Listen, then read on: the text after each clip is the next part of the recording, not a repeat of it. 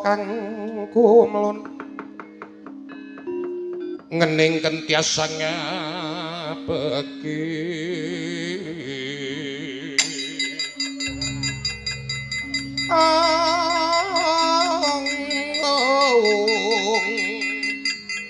kawengku sagung ngejajan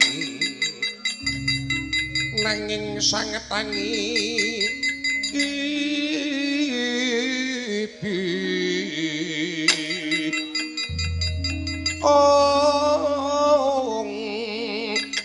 sang resi kanika putra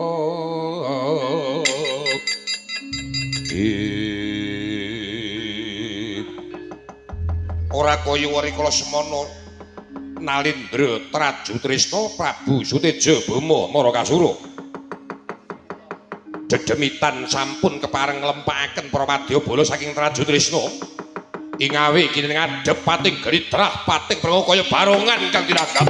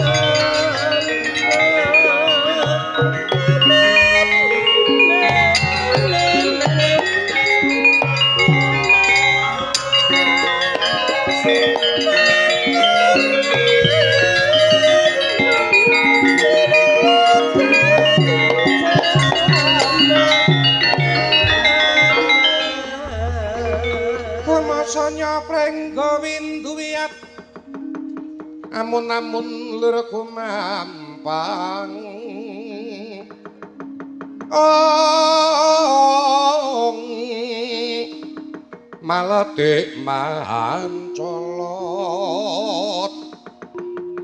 maletik mancolot putu sing sewang ulun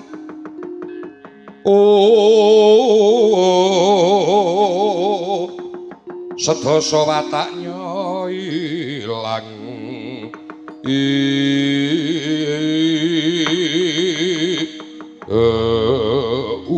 ladala Diwaji kepareng awe dhateng abdipun pancat nyono Diwaji senajan kula Mandayapati jumadeng dawuh kula Mandana Dewa jumadeng dawuh ora do mangku pancat nyono lan kabeh para ratu andhan saka Traju Trisna mangerti nggonku ngadhep ngono ngersane Kanjeng Rama bakal binudidaya nggone ing mengko bakal nyadung nugraning bathara kang aran Wahyu Kamulyan Jati nanging ngono dadak nglayani rembug kang anusuli praptane Bagong kang dinuta dening Paman Jodiwati supaya mboyong marang Kanjeng Rama awit Yayi Gatotkaca murca saka kasatriyan aku percaya Yayi Gatotkaca mbok menawa wis krungu pekabaran bakal tumurun ing Wahyu Kamulyan Jati iki mulane Yayi Gatotkaca banjur lunga saperlu nyadung nugraning Bathara Pancanyana wonten dawuh tan wurunga Yayi Gatotkaca bakal dadi rubidaning laku aku ngukuhi Kanjeng Rama ora kena diboyong menyang negara Ngamarta dalah menawi namung darajatipun Bagong menapa awratipun nggihipun ngunduraken Bagong mesti ora bakal dhewe Bagong mesti dikanthi marang para nom-noman putra Pandhawa mul kang saka ki para wadyabala negara prajurit ketapaki. Bagong dikepung wakul boyo mangap aja nganti ucul saka Praja Ndarawati yen ana ingkang ngayomi kelawan Bagong dibondo tangan dirincung sikile. Waladala. Rampung dawuh timbalan paduka diuji kepareng. Benjang menapa nggihipun para kawula prajurit tumandang damel. Sesuk ngenteni apa dina iki luwih prayoga. Mandaya Pati, Mandaya Dewa tandang ana Bagong aja nganti ucul saka Praja Ndarawati nyuwun tambahing pangestu diwaji. Sing ati-ati Mandaya Pati, Mandaya Dewa.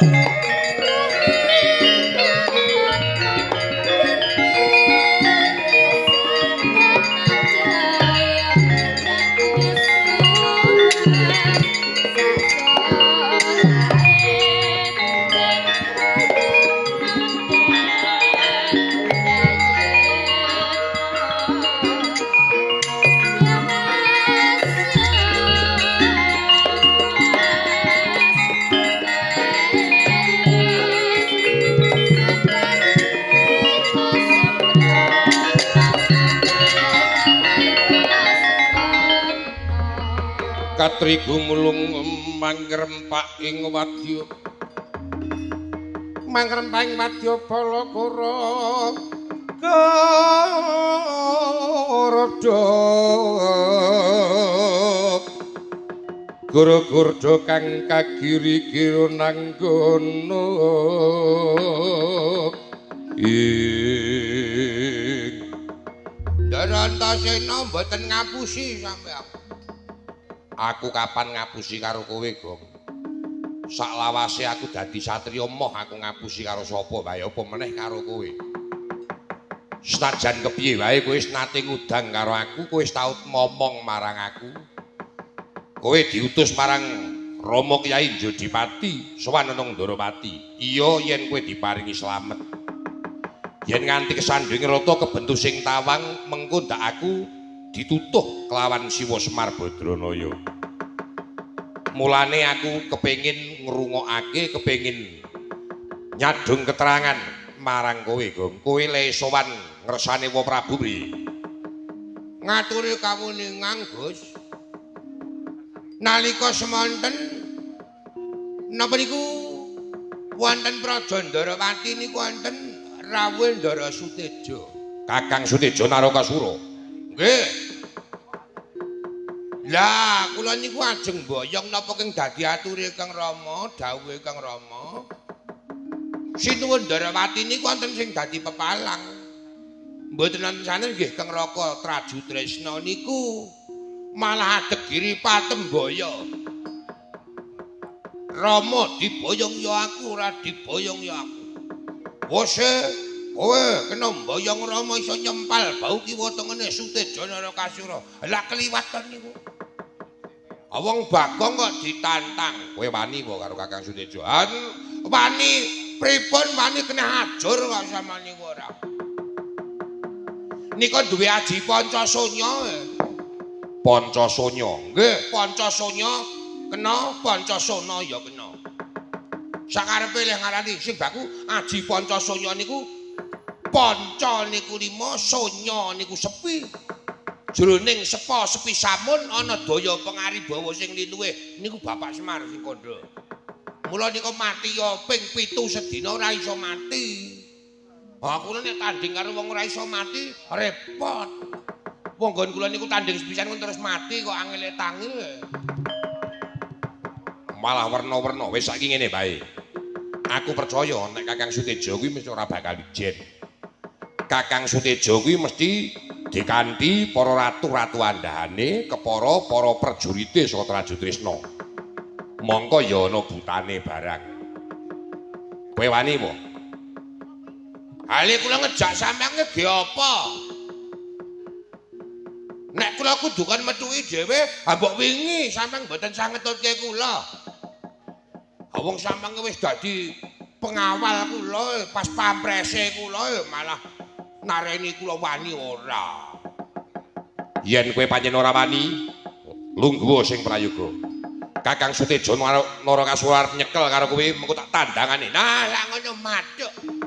Mantep rasane ngati kula. Sing ati-ati nggih, Den. Iya, kok tak petukne Kakang Sutejo Narakasura.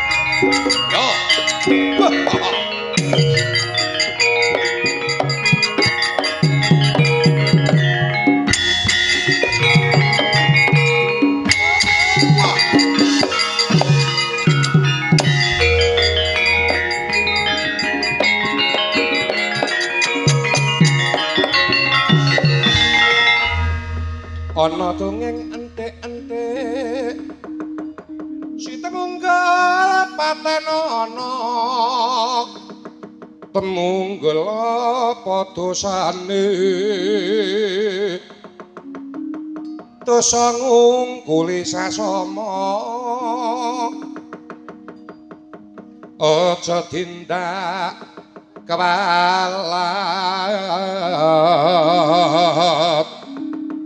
lah iya bener kandhamu lali sumber kadiwasa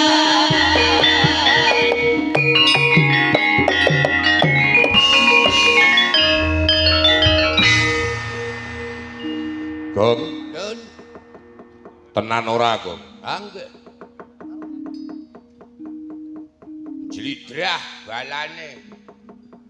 Wilangane pirang-pirang rajane nggih, Ndara. iya Tur kula terus mak jedul niki wau sa kula krungu tembangan keri dhewe kalih waranggana supportere nika. supporter iki tegese Pengawale raja niku. Anggere muni lali. Ngomong muni lali ku nganggo lali, nganggo kambatan nggih. kowe menengo Nggih. Tejo Suleksana tejane wong Karakaton ngarep pinangka mburi Sinadyayo ngaku sapa em sadurunge kowe rembugan karo aku kowe ngaku sapa semono uga kowe sadurunge ilang nyawane kowe ngaku kowe wong endi duwe karep apa wah lah dalah kesete munggasari Ratu Sembanku Prabu Sutejo Narakasura Mandaya Dewa jenengku nah tenan ora Mandaya Dewa Walah. Mandaya Dewa. Wah jan Awak kok legi nggih warnane. Kowe ngaku, aku Antasena. Semingkir aja dadi pepalangku, nggon bakal ngerangket tangane Bagong. Bagong iki dadi panakawane Antasena. Mula ora kena kowe ngepok koncane Bagong nek perlu kowe arep ngerangket bandanen Antasena. Ning kosok baline diumpamake kaya wong bakal beli sapi jagalen sikile. Kowe pinter jagal sikile kelakon kowe bisa mbleh sapine. Mula kowe arep nyenggol Bagong ayo jagalen Antasena. Kowe ora bisa jagal Antasena kepara kowe masih ilang kentas nyawane. Popo babar kowe. Wani tanding lawan aku, wedene apane? Jembar wani, rupane 3 galanggang colong mlayu. Tebak dadamu muntah getih kurang bejo pecat nyawamu. Waton tinggal loncat tanding Antasena mesti kewirangan kowe. Minggir kok.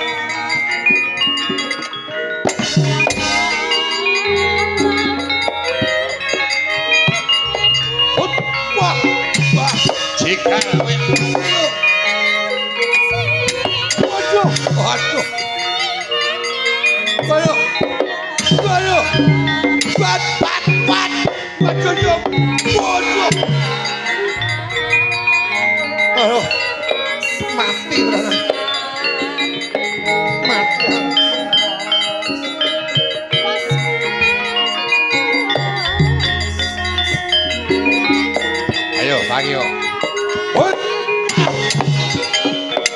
Waduh. Oh. Hot. Oh iya. Waduh.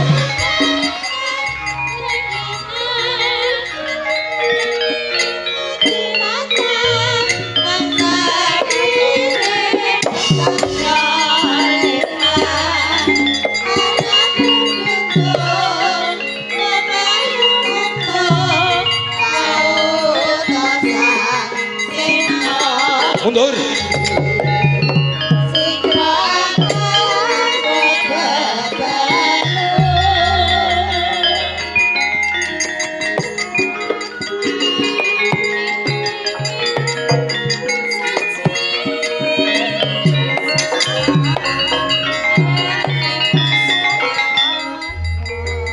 Ngamuk kepunggung Suratanto. Nirbaya Nirwikara. Sapa kowe? Aku Antasena, kowe sapa? Mandayapati. Oh, iki sedulure Mandayadewa mau. Ora tedheng kali-kali. Pengkok jojo gantalan bau genti milang tatu tanding marang aku, Maragage. Sak gendingmu tak kendangi legane ati.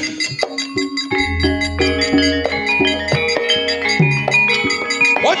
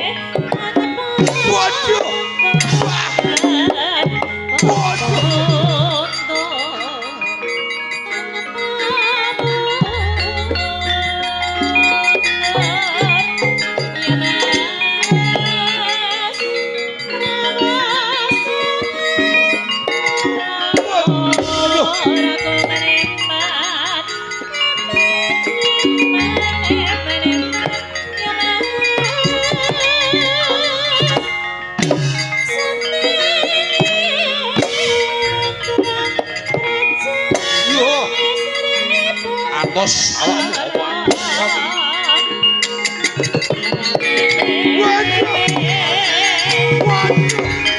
Ayo.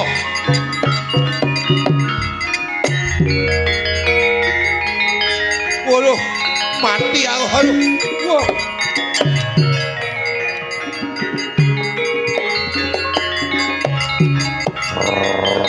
Wah.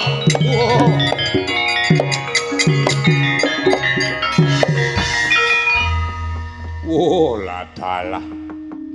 Wadyabala pating blasah kaya babatan pace.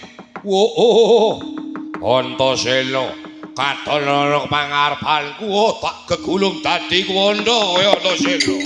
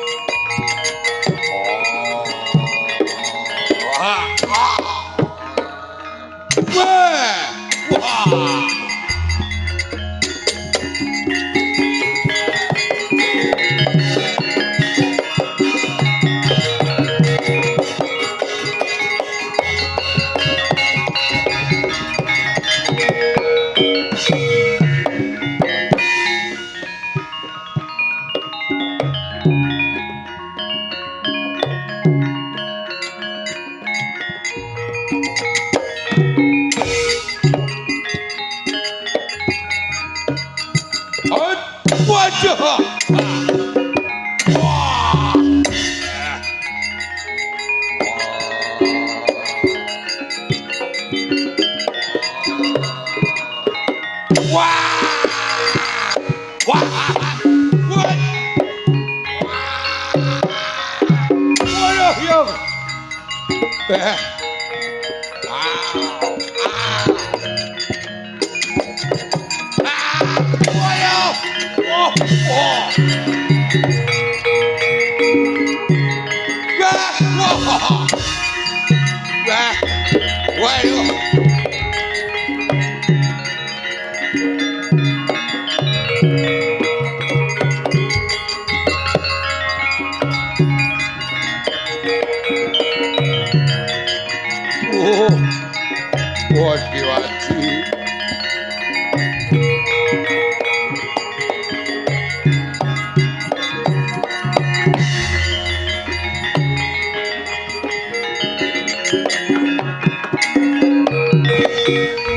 Pancatnyana, kowe mundur mbrangkang, kowe mungsuh Bagong bae kok kowe mundur mbrangkang kuwi nalare piye? Wah.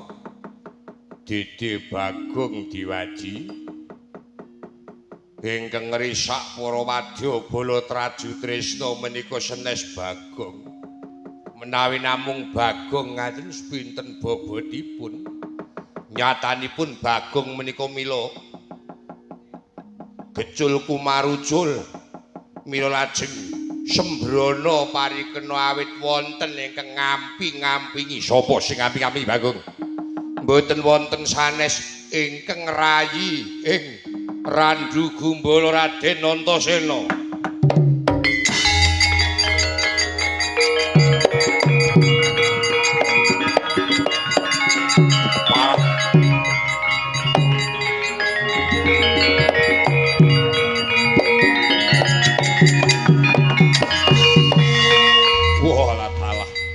Pancatnyana, yen kaya mengkono dudu tandingmu Pancatnyana. Pancene wong Pandhawa ki golek perkara karo Suteja Narakasura. Yen pancen Antasena ngrajangi kelawan Banggaja meli ratane karo bumi Pancatnyana.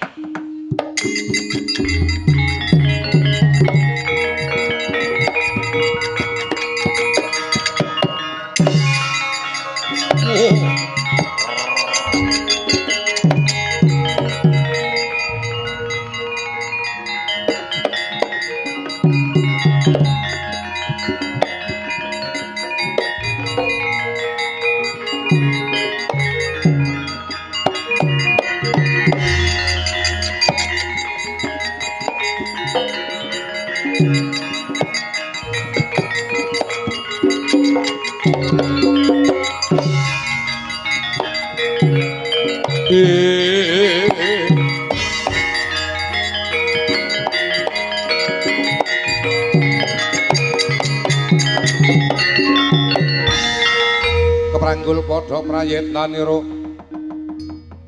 mancureng netranira mandeng jembaring dada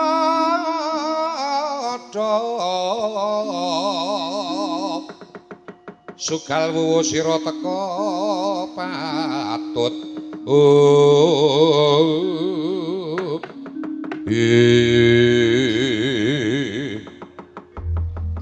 kaya ngono pakardimu Yayi Antasena Kakang Suteja. Iya kowe nganggep aku luput, nganggep aku salah, kuwi ya hakmu, kuwi ya perkaramu. Nanging aku ora nglilakake, aku ora lila babar pisan yen Bagong arep dipiloro, arep dikruyuk wong Traju Tresna. Mulane najan piye wae Bagong tak ayomi, aja nganti cilik lara gedhe nandhang pati mergo saka pakartine wong Traju Tresna. Perlu yen pancen wong Traju Tresna ora nrimakake lek aku ngayomi karo Bagong, aja ming perjurite ratune Traju Tresna kon maju kon tanding karo aku. Bobo babar kowe. Yen pancen kowe golek dadakaning perkara marang kakangmu Suteja Narakasura, ing kene ditentokake Suteja apa Antasena sing tepakaning pati. Ayo tak ladeni Kakang Suteja.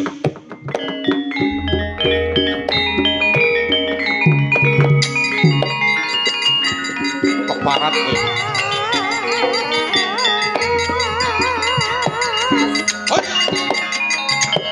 Wah! Aku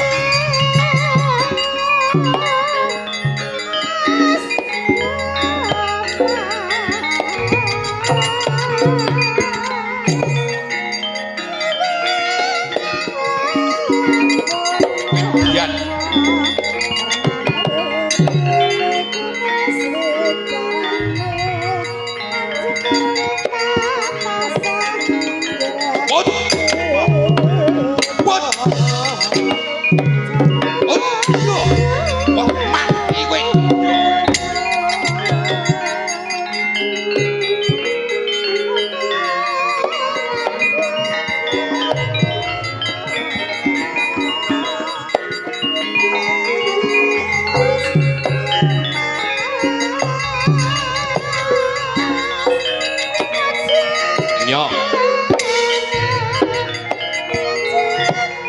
Mati. Waduh.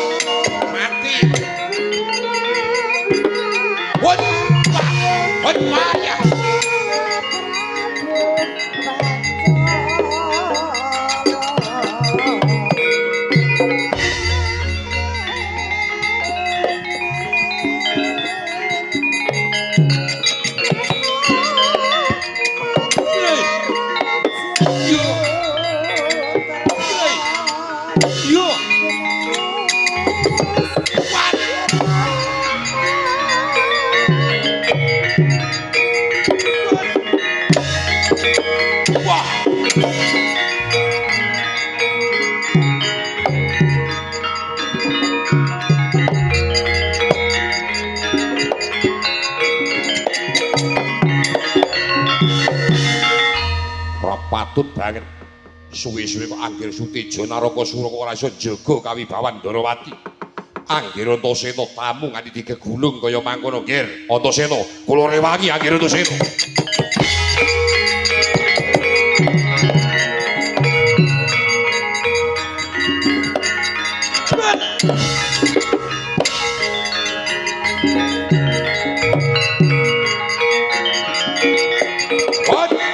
Mati iya mati iya ora kelakon mati Antasena iya ayo ayo gruyuk gruyuk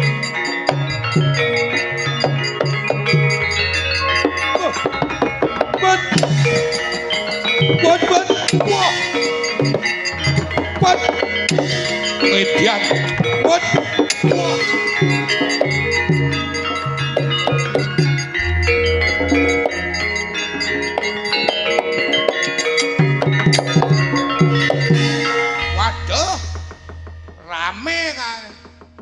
Ndara Suteja dikeroyok, Ndara Antasena, Ndara Setyaki.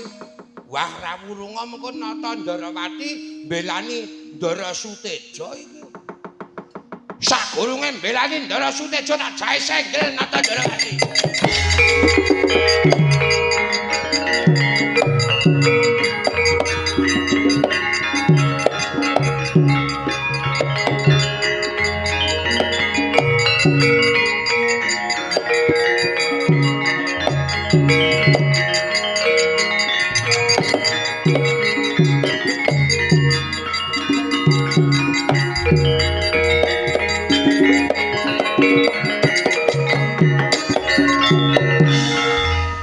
Bagong.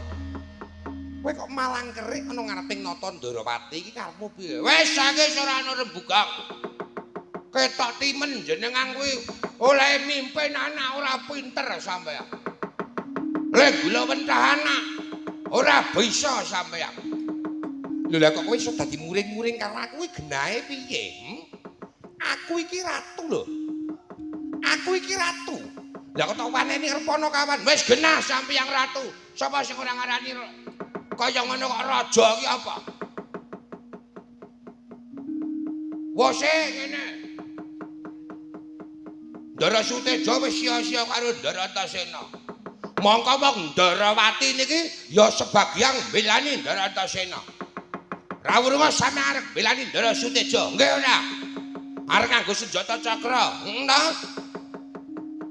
Timbang sampeyan nganti natoni Ndara Antasena ayo saiki sampeyan karo aku, senggel karo aku.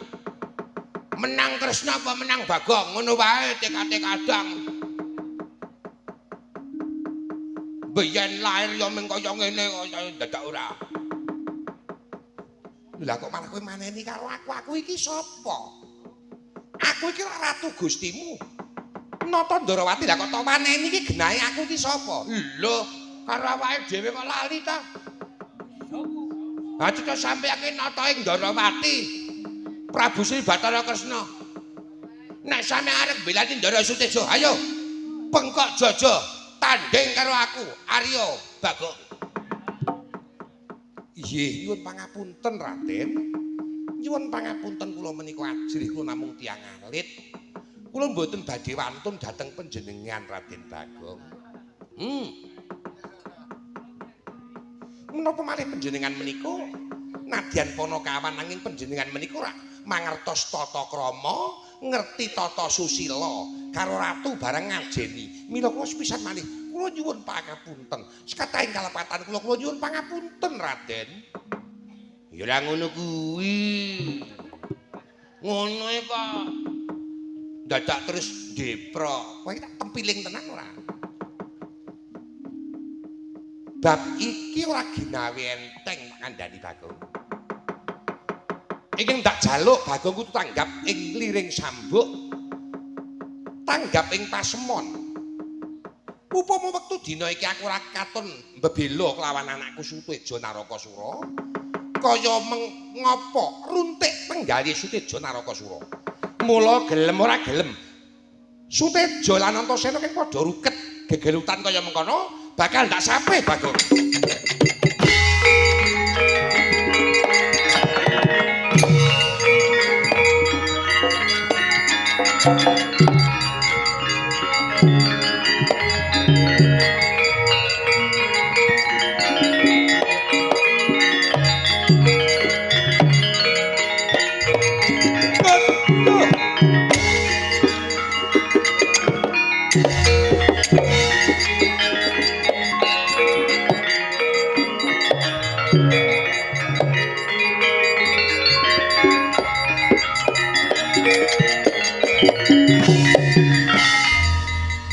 Keparat licik kowe Antasena, kowe ngrubut karo paman Setyaki sapa abamu? Sapa abamu?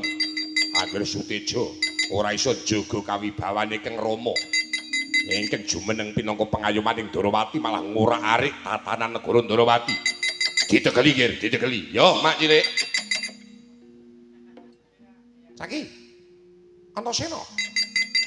Secaki Antasena lan Suteja ayo. Gelem leren apa ora?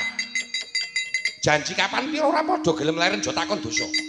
Iki aku wis entek kesabarane. Yen kowe ora padha gelem leren, ana bebasan ilang-ilangan ndok siji. Ndak tamani Cakra Baskara ora padha rampung dina iki, aku trimo mbeguru marang bocah bayi wingi sore. Sapa mak cilik? Koko Prabu. Ha piye iki? Piye Kang Suteja? Leren. Leren. Wis leren, dame. Bocah kok kaya bocah cilik kabeh. Nyuwun pangapunten, Koko Prabu. Nyuwun pangapunten gundulmu kuwi. Lah kok iso-isane ning lakoni lho Setyaki. Kowe kuwi dadi prajurit, aja nganti para kawula Ndarawati kok padha kesempyok ing aradan. Lah kok malah kowe bebela karo salah sawijining putra-putraku kabeh iki piye? Kula gedhing kalian wadya balanipun Angger Suteja ingkang ngamuk kepunggung Suratanda. Nyuwun pangapunten Kanjeng Rama kepeksa kula. Bandayuda kan Yayi Antasena awit Yayi Antasena kumawantun ngayomi rajangi kalian Bagong. Kowe aja ngluputake Antasena yen Antasena ngayomi kelawan Bagong. Merga Bagong kuwi apa ana kawane Antasena. Mula kowe ora kena ngluputake. Lho kuwi krungu apa ora? Kosok baline kowe Antasena. Kowe ya aja waton dadi wong kendel. Ngelingono yen Suteja kuwi rak kadangmu tuwa. Ayo kemethak kok. Aku jengkel kok aku. Ana wong tuwa kok pernah tuwa ora kena diprenggakake. Arep ngajar Bagong arep gantung Bagong nganti Bagong digantung. Ha sapa sing arep dagel kok ya. Setyaki bareng kok ya melu-melu ya ngopo? Mau ngajeng kula aturaken. Yen anggere Suteja menika boten dipun rewangi dan bolo balanipun tiyang Tradisena kula boten badhe tumut cawe-cawe. Nanging watak wantunipun tiyang bengkananipun menika buta betah buteng aniaya. Mboten mawas sanak kadang. Perjurit Ndarawati ugi wonten kesempyok aradan kula ing mboten trima. Suteja kowe ya kudu iso ngendhaleni marang para wadya balamu. Iya, nyuwun pangapunten. Damar mancung cinupet wektu dina iki padha ripiyen siramen tirtaning kawicaksanan bab perkara ngene padha bandayuda iki. Suteja mangawu kirang pawakane kang magulingan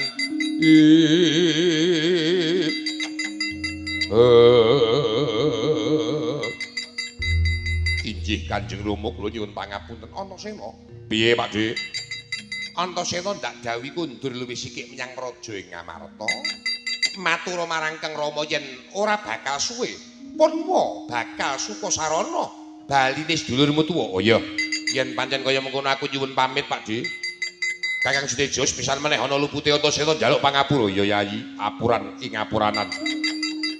Soang-soangan muga-muga lestari rahayu kang tinemu Kakang Suteja Narokasura.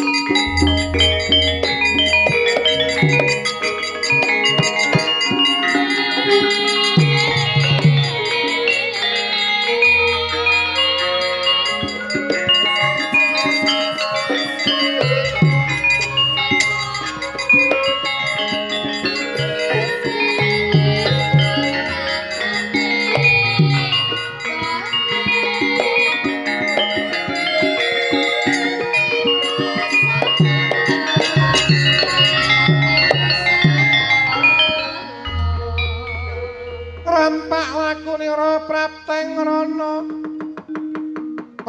rana Majararum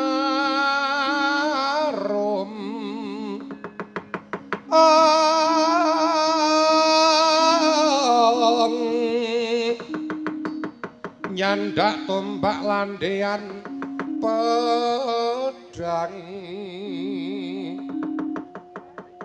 umbul kuku sing Sendawa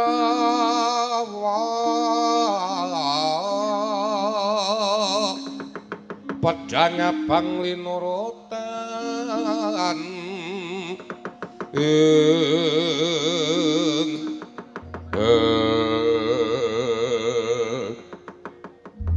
Rama.